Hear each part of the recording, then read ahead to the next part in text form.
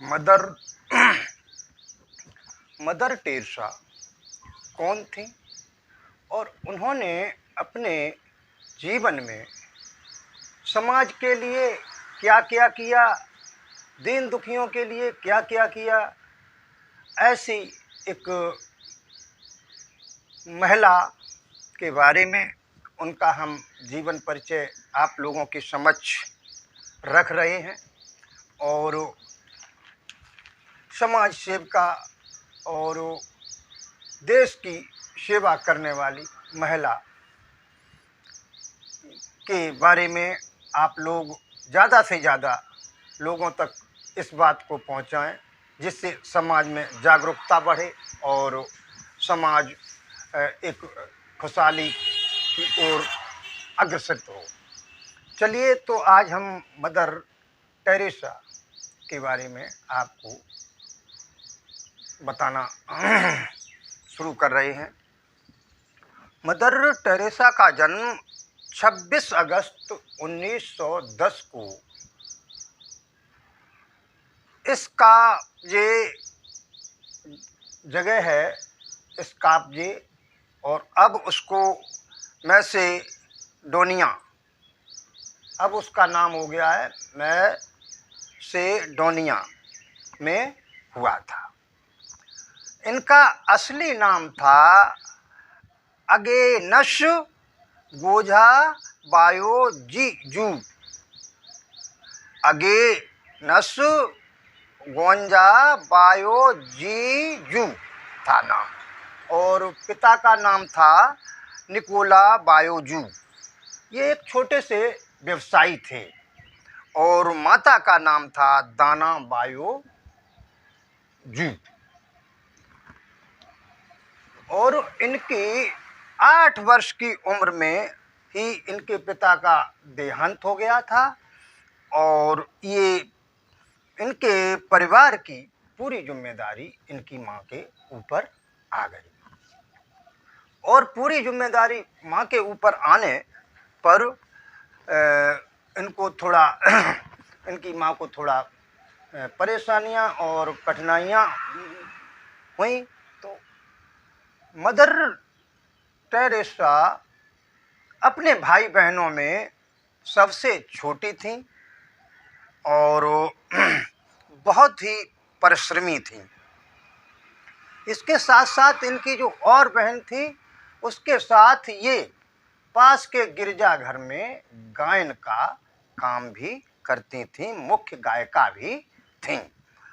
और 12 वर्ष की आयु में ही इन्होंने मानव सेवा करना शुरू कर दिया, और 18 वर्ष की आयु में सिस्टर ऑफ लोरेटो में शामिल होने आयरलैंड पहुंची और वहां अंग्रेजी भाषा सीखी। आयरलैंड जाकर के ये 18 वर्ष की हुई तो इन्होंने वहां पर आयरलैंड में अंग्रेजी की भाषा सीखी।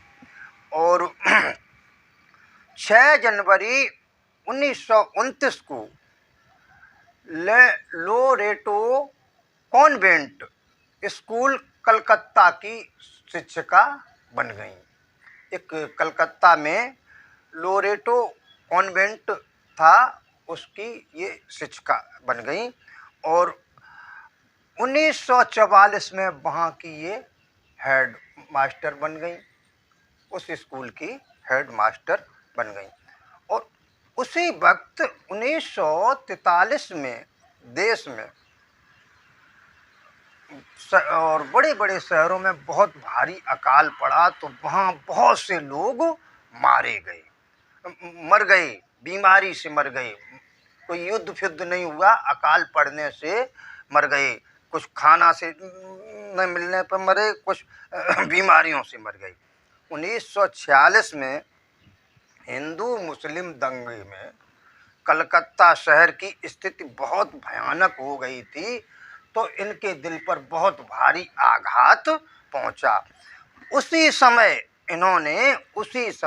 गरीबों की, दीन दुखियों की, असहाय लोगों की मदद करने का पूरा प्रण बना लिया था कि अब और कुछ नहीं करेंगे, गरीबों की मदद करेंगे, दीन दुखियों की मदद करेंगे, बेसहारा हैं उनको सहारा देंगे। इस तरीके से उन्होंने अपना पूरा मन बना लिया था। मदर टेरेसा ने पटना में जाकर के, उस वक्त मदर टेरेसा अध्यापक थी, फिर ये पटना गई और पटना जाकर के एक होली फैमिली हॉस्पिटल है, उसमें जाकर के उन्होंने आवश्यक नर्सिंग की ट्रेनिंग पूरी की, जिससे कि लोगों की हम मदद कर सकें। और 1948 में वो कलकत्ता वापस आ गईं। पहली बार तालतला गईं, वहाँ एक गरीब बेसहारा बुजुर्गों की देखभाल की और मरीजों की देखभाल करने लगी। एक तालतला जगह थी, वहाँ अस्पताल में इन्होंने काम किया, तो वहाँ सबका जो मरीज आते थे, गरीब असहाय, सबकी मदद करते थे। तो वहाँ मरीजों, किसी के घाव धोते थे, किसी को पट्टी बांधती थी, इस तरीके से मरहम पट्टी दवाई देना शुरू कर दिया। लेकिन इन कार्यों के करते करते अब टेरेसा जी पर आर्थिक स्थिति का बोझ आने लगा, संकट आने लगा, पैसे का अभाव होने लगा। तो उन्होंने 7 अक्टूबर 1950 को उन्हें एक वेटिकन जगह है विदेश में, वहाँ से मिशनरीज ऑफ चैरिटी एक अस्पताल की अनुमति मिल गई। तो उन्होंने 1950 में स्थापना उसकी कर दी। और मिशनरीज ऑफ चैरिटी की शुरुआत केवल 13 लोगों से हुई थी। मदर टेरेसा की जब मृत्यु हुई, उस वक्त उनके साथ